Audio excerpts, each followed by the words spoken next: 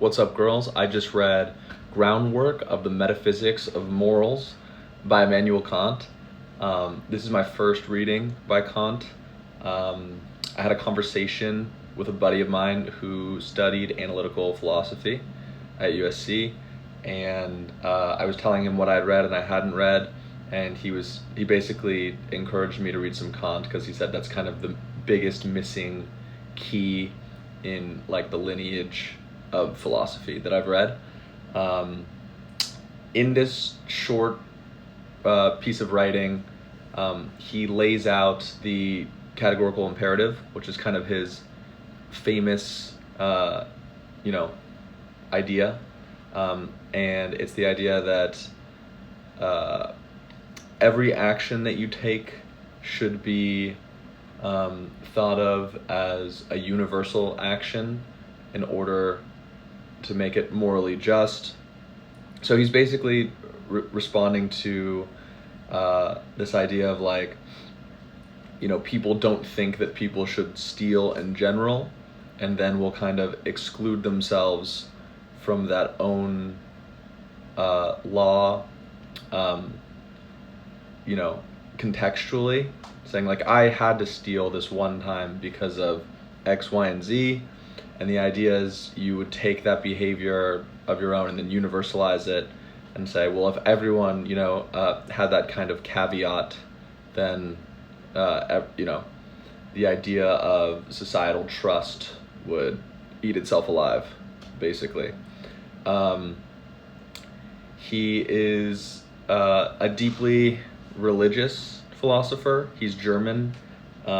He's Prussian, really. And oh god, I'm spacing on the city that he lived in. It would be present-day Russia, but he's, spoke German and wrote in German. He's considered German. Another one of his ideas is that all people should be treated as ends and not means.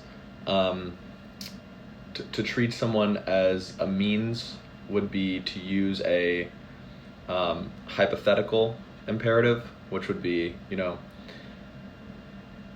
I am going to treat this person well because then they'll help me get a promotion at work.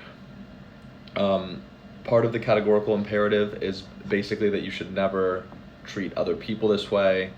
You should only treat other people as, I'm going to treat this person well because they are another person who deserves to be treated well, and I should treat everyone well because it's the correct thing to do. A lot of Kant's philosophy is responding to David Hume, who's said to be the greatest philosopher to ever write in the English language. Kant says of Hume, he awoke me from a dogmatic slumber that I had long been asleep in, something like that, kind of butchering the quote. But basically Kant obsessively read Hume for 11 years. Hume is a cynic and an empiricist, so basically Hume believes that everything we do is for the sake of, means to get ends. So Hume would say like, yeah, absolutely, you treat someone well in order to get a promotion at work. That's just the way the world is. And Kant is opposed to this because it would basically mean that we don't have free will if everything is causal. The mind is not really separate from the body. Everything would be kind of reduced to certain human biological desires. And this is like, one of the central arguments still to this day in academia and moral philosophy is, does free will exist at all? I just read Robert Sapolsky's book Behave, and he attacks this idea from like a biological perspective, and he makes the claim that we have a lot less free will than we think we do. And it's very tricky because that argument also influences a lot of policy as well, because if people don't have free will, they can't change their own means, and then it would make like certain capitalist systems kind of fixed in nature, but it's kind of a circular argument in some respects. Let's see.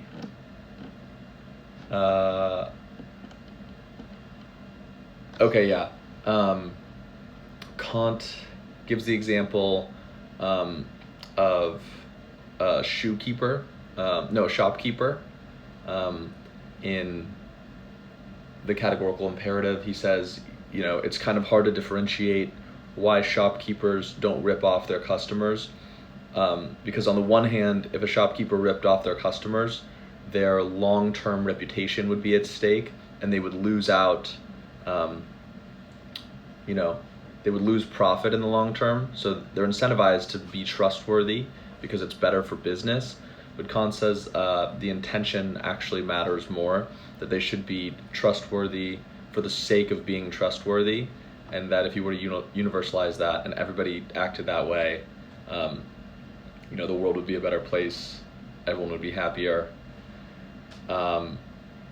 Complicated stuff, very, very dense reading, maybe some of the densest philosophy I've ever read. Kant and Hume both are very difficult.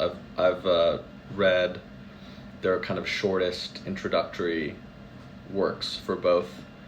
And I'd watched a lot of YouTube videos on Kant before, and it talks about, his idea of instinct, intention, the categorical imperative. And it was interesting to me that basically all of those ideas were in this short piece of writing. So, he must lay them out in basically everything that he does. But yeah, that is Kant's groundwork of the metaphysics of morals. Thanks for watching.